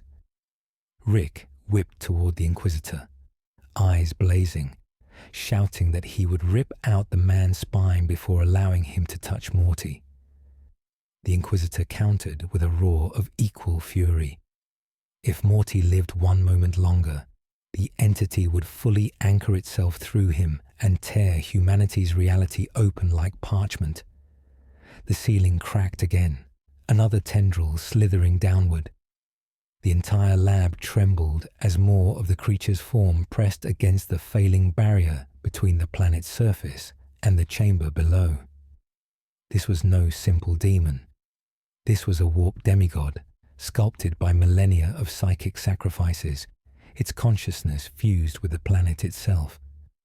Morty was its key, its vessel, its bridge, and the bridge was strengthening. Morty cried out, twisting against the crystalline restraints as though drowning. Rick surged upward, grabbing one of the glowing strands and snarling as warp energy seared into his palms. His skin blistered instantly, smoke curling from the wounds, but he didn't let go. Not even as the light surged again and hurled him backward. He crashed onto his hands and knees, blood dripping down his fingers, breath shuddering. Morty's voice broke through the storm. Rick, I don't want to be this. His words fractured, shifting mid-syllable into a resonant rumble that did not belong in a mortal throat. I don't want them. Rick forced himself upright again, staggering toward him, eyes burning with refusal. He shouted that Morty wasn't some cosmic pawn, wasn't a messiah to a nightmare world, wasn't a tool or a key or a sacrifice. He was Morty, his Morty. And Rick swore he would tear the entire planet apart before letting the warp consume him. The Inquisitor's patience snapped. He commanded the sisters to form a judgment circle and execute the boy before the transformation became irreversible. The sisters took position, 6 armored figures forming a cold ring of null energy around Morty. Their hooded heads tilted in ritual unity as they raised their blades, each one glowing faintly with anti-psychic runes. Morty's face crumpled in despair. Rick lunged toward the circle, but energy slammed him back, sparks erupting across the chamber as the sisters' combined null field knocked him to the floor. He coughed, blood staining his lips, but pushed himself upright again. "Stop," Rick shouted, voice cracking. "He's not gone." The Inquisitor's answer was a blade leveled at Rick's throat. "He is, and you know it." Rick froze as cold metal touched his skin. Morty shook his head violently, tears spilling upward into the column of light. "Rick, don't let them." His voice fractured again, twisting into a deep, resonant tone. The crystalline tendrils tightened. His back arched painfully. The monstrous heartbeat of the planet synchronized with his own. The sisters stepped forward in perfect, silent rhythm. Rick's gaze snapped to the Inquisitor. Rage, grief, hatred, desperation churning together into something feral. He swung with his wounded hand, knocking the blade aside, ignoring the pain as the metal sliced his palm deeper. He threw himself bodily at the null-field circle again, his mind burning with strategies, calculations, anything to break through. The sisters sensed the danger at once. Their combined null power surged, an invisible wall slamming outward with crushing impact.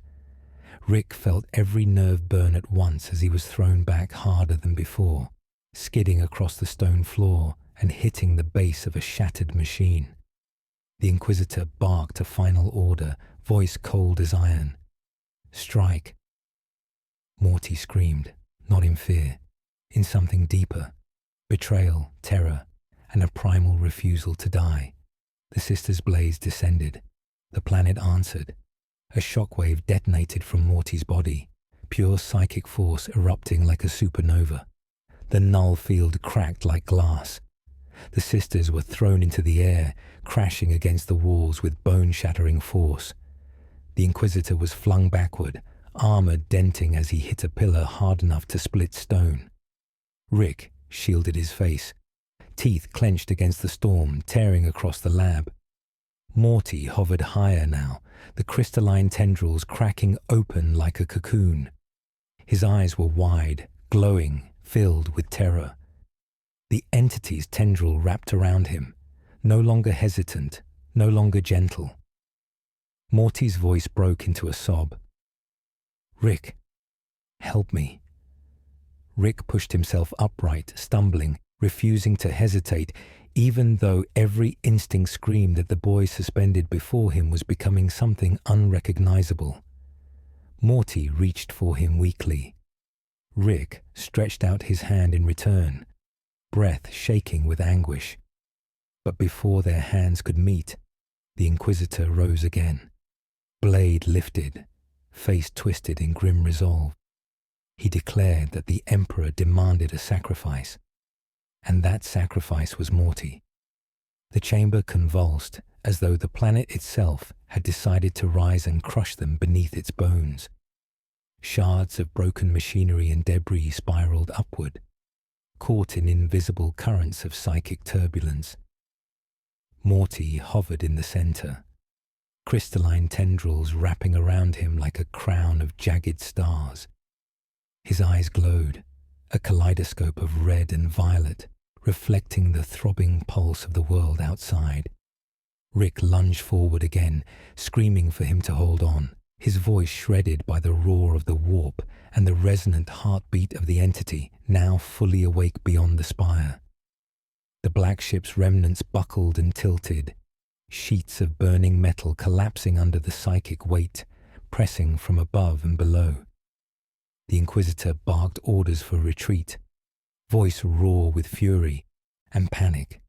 The sisters formed a final defensive line, their null field stretching outward in a desperate attempt to contain Morty's psychic eruption and keep the monstrous tendrils at bay. The walls cracked, glass consoles shattered, and the floor fractured beneath their boots.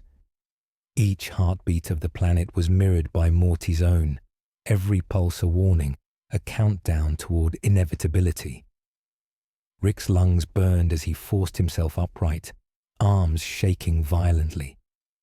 He scanned the chamber, calculating angles, trajectories, the feeblest chance to reach Morty without dismemberment or worse. Above them, the entity pressed closer, its shadow vast, stretching beyond the jagged ceiling into the crimson sky, a silhouette so immense it obliterated comprehension. Its limbs slithered into the chamber, wrapping around the spire's remnants, seeking Morty. Its presence resonated with a low, omnipresent hum, vibrating in every bone and muscle. Rick felt the air thicken, his mind straining to resist the psychic chorus whispering Morty's name, promising safety, power, and surrender. He gritted his teeth, forcing himself to step forward, to reach the boy before the entity could claim him fully. Morty's gaze flickered, haunted and unsteady. He trembled violently as the tendrils constricted slightly, pulling him upward, threatening to merge his essence into the entity's vast consciousness.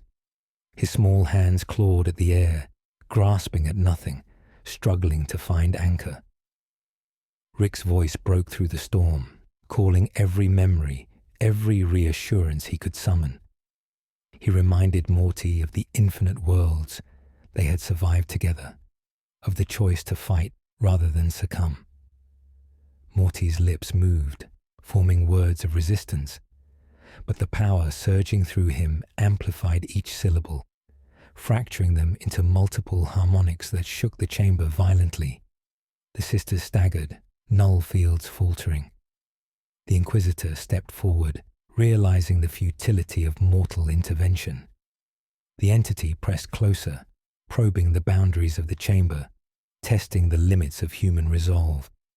The black ship's wreckage groaned, sparks flying, metal bending, machinery imploding.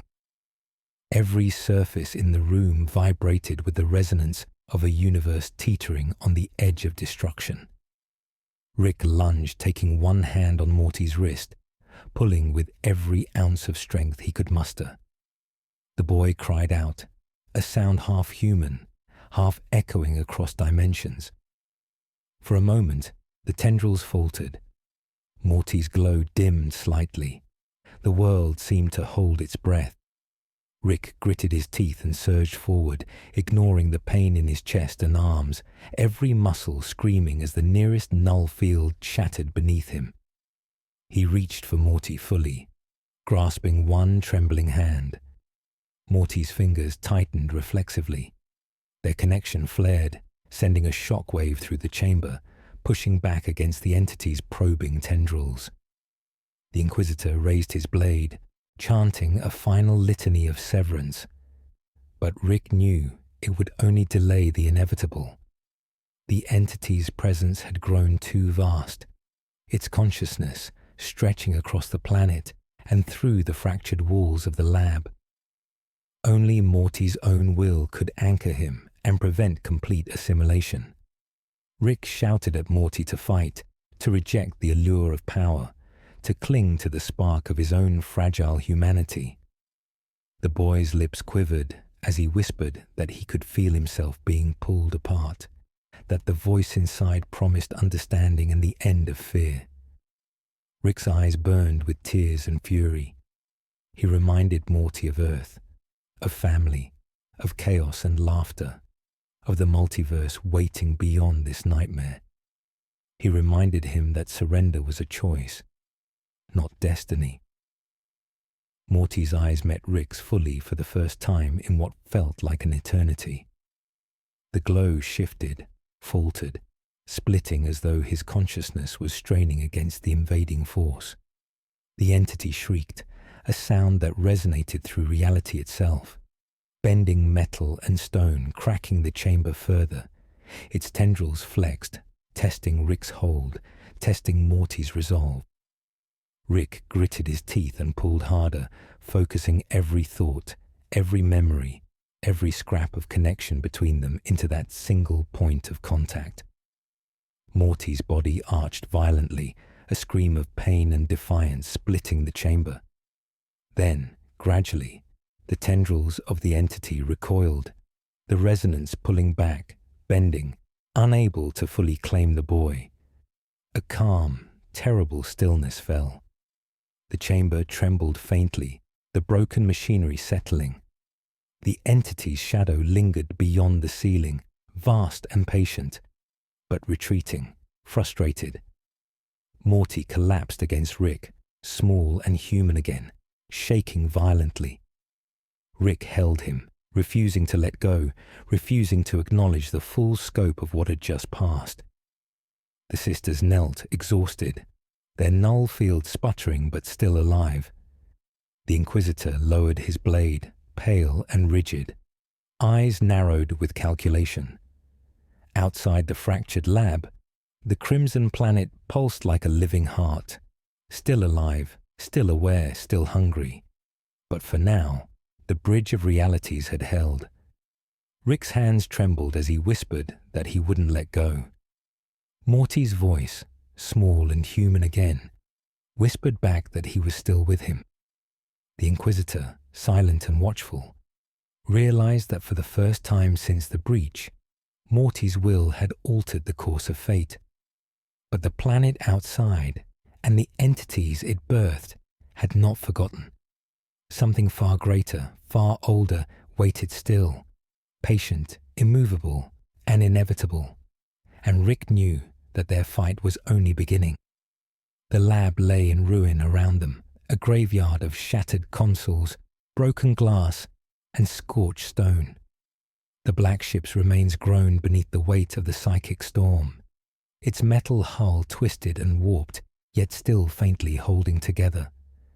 Outside, the crimson planet throbbed, the rhythmic pulse of its dreaming consciousness sending tremors through the chamber. Morty clung to Rick, small and shaking, yet the glow in his eyes, faint but persistent, reminded Rick that the boy had survived, barely. The entity beyond, patient and infinite, lingered, its presence pressing at the edges of the chamber like a shadow drawn taut, testing, watching, waiting. Rick lifted his head, voice raw and unsteady. He whispered to Morty that the planet wasn't done, that the entities he had faced were not mere guardians or heralds. They were predators, patient beyond measure, and they would return. Morty pressed against him, trembling, words barely audible. He didn't want to fight anymore. He didn't know how.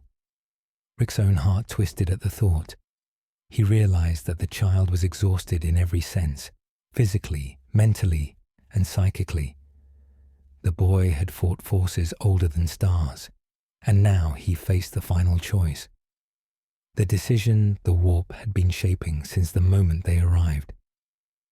The Inquisitor, standing apart, his blade drawn but unraised, observed the pair with a calm born of grim experience. He spoke quietly, words deliberate. The boy could be contained, his latent power harvested, or, if necessary, destroyed. Rick's laugh was bitter, hollow, destroyed. He'd kill the Inquisitor himself first. Morty, shaking against him, whispered fearfully that the choice was his, that the voices, the planet, the entity, all waited for him to submit. Rick's hands tightened around Morty's small frame, anger and desperation bleeding into every fiber. Submission was never an option. Not now, not ever. The chamber trembled, the walls vibrating as though the planet outside sensed their hesitation. Shadows moved in the corners, thin and writhing, reaching toward Morty with fingers made of darkness and intent. The entity's voice echoed through every nerve, every thought. Surrender. Become the bridge. Ascend beyond suffering. Become what the warp and the planet demanded. The sound of it was impossible, layered across frequencies Rick's mind could barely perceive. Morty's pupils dilated, glimmering with the entity's reflection, and for a moment, Rick feared the boy's mind had already begun to fracture completely. Rick's voice rose, hoarse and raw, as he forced Morty to look at him. He reminded him of Earth, of home, of their countless escapes and failures and laughter, of the absurdity of life they had shared. He shouted that the warp, the planet, the entities beyond were nothing compared to the will of a child who refused to surrender. Morty's hands clenched into fists. The glow in his eyes flickered.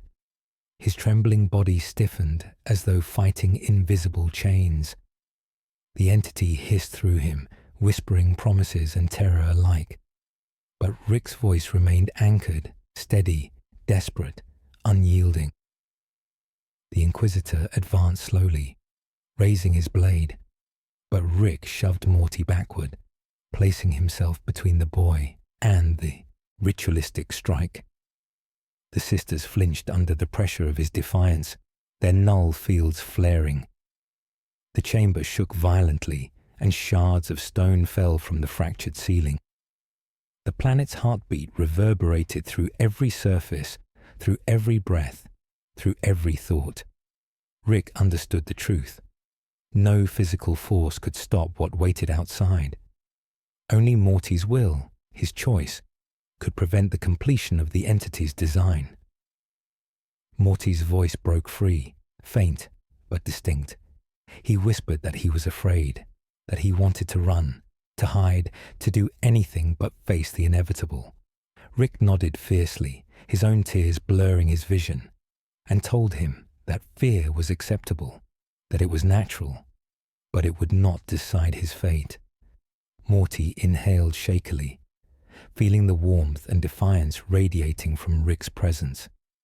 Slowly, inch by inch, the glow in his eyes faltered, the pulsing energy bending inward rather than outward, resisting the tendrils that sought to claim him.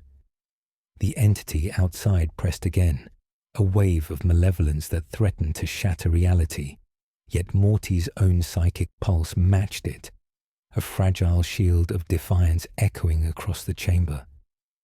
Rick whispered every memory, every connection, every reason to cling to himself.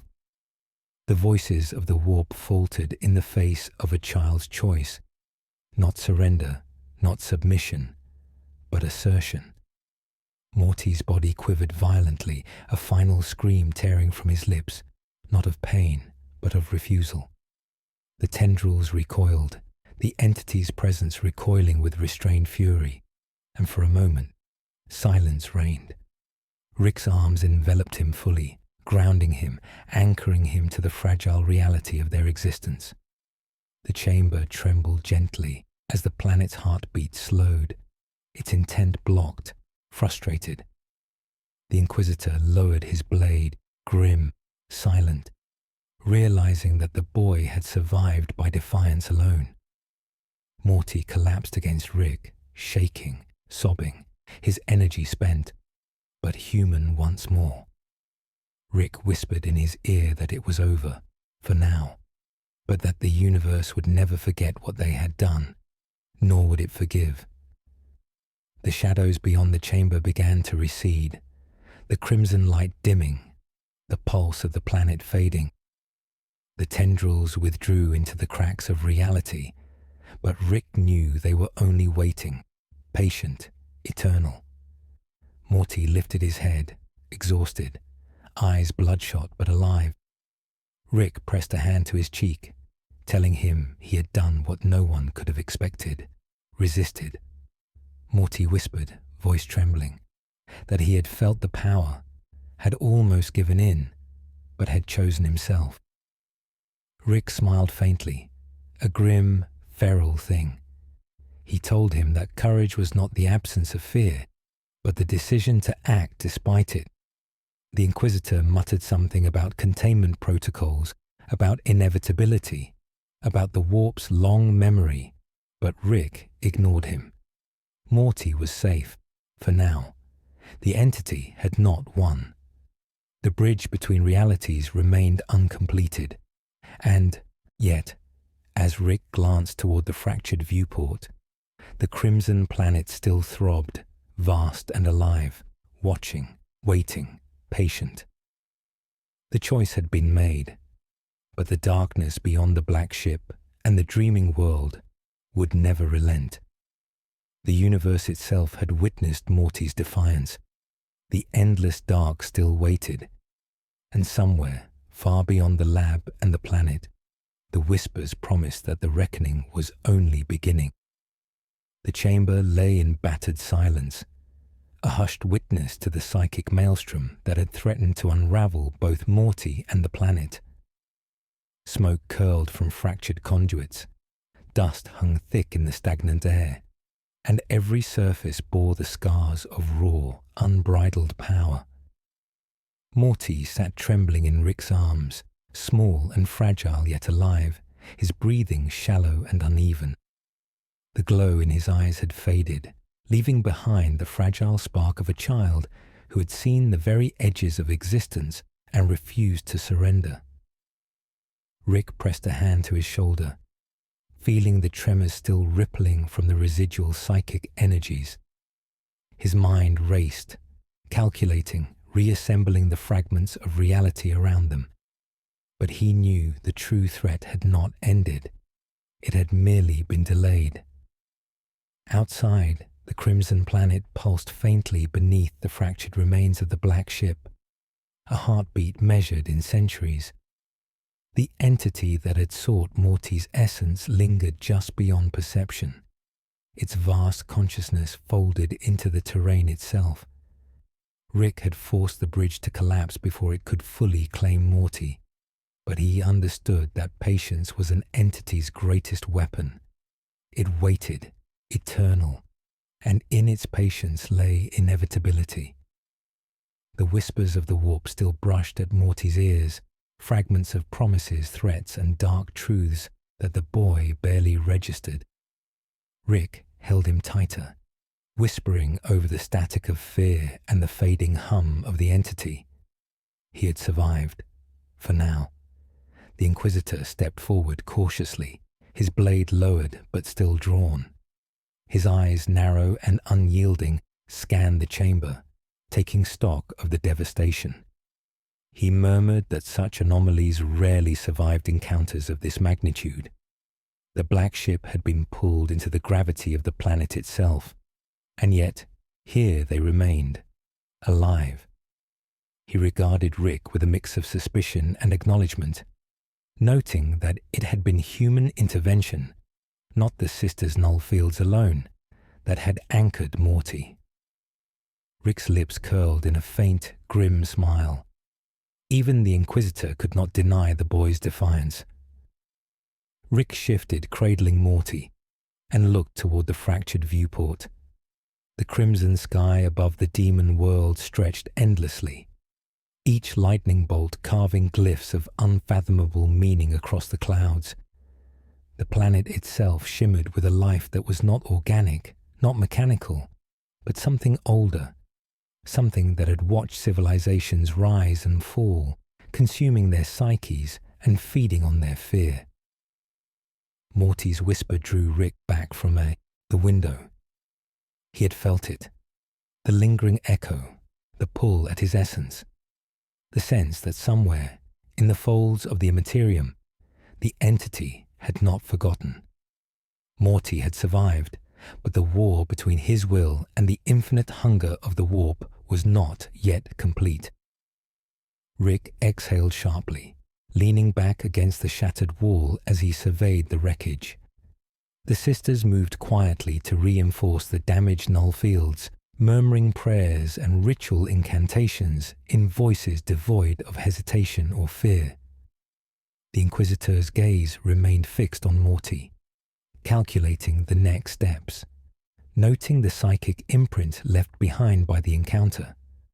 Rick knew that even now, the boy's resonance would draw attention, far beyond the reaches of this planet. Morty's survival had not gone unnoticed, and every demon, every warp sentience, would recognize him as a node of potential, a bridge between realms.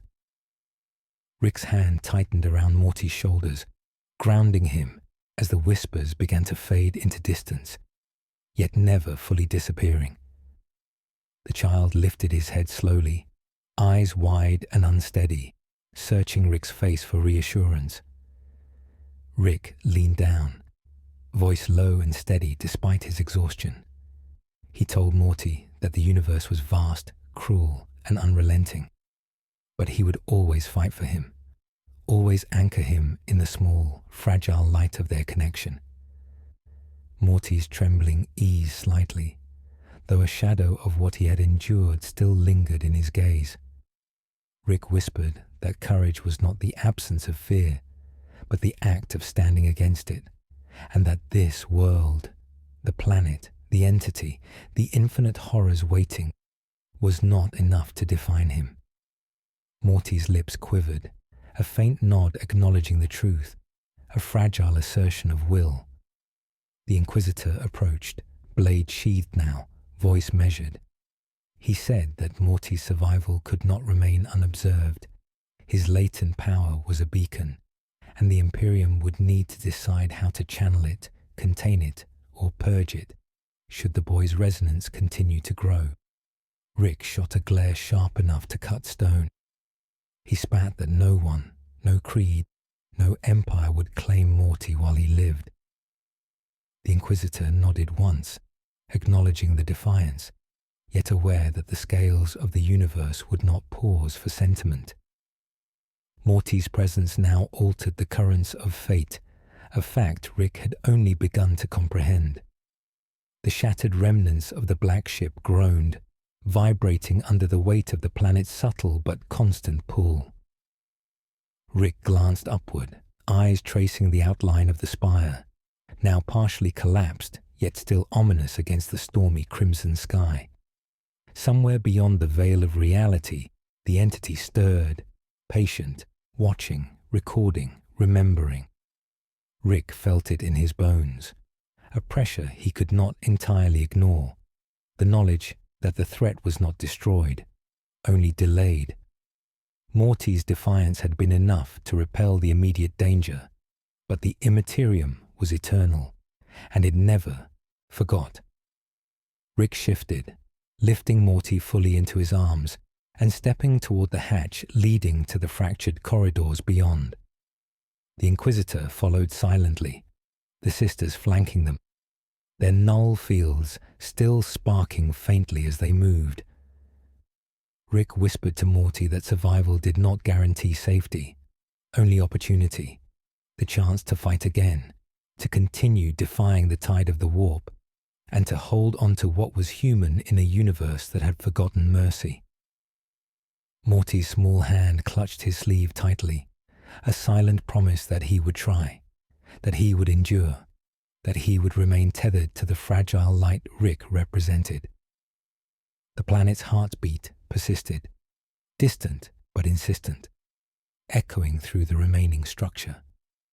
Rick felt it in his chest, in his muscles, a reminder that the enemy was patient, eternal, and far larger than they could comprehend. The boy's resonance had survived the first trial, but the universe had infinite challenges yet to offer. Rick whispered again, softly, a promise and a warning intertwined. They had survived today, but tomorrow and the day after, the echoes of the Imperium would return. Morty's voice, small and human, cut through the lingering tension. "Rick, will we be okay?" Rick's eyes met his, and he smiled faintly, a grim, unyielding thing, full of exhaustion, rage, and defiance. He whispered that as long as they held together, as long as they fought, they would be okay. Enough to endure, enough to survive, enough to resist the endless dark. The shadows beyond the hatch stirred, the crimson skies undimmed, the whispers from the warp fading but never fully silenced. Morty shivered, but not entirely in fear. Rick stepped forward, resolute, moving into the fractured corridors, the survivors of the encounter trailing behind. The battle had been won, but the universe had not surrendered, and somewhere deep beyond the Imperium, something waited, patient, watching, whispering the name of the boy who had defied eternity. And Rick knew, with every scarred, furious fiber of his being, that the echoes would never end.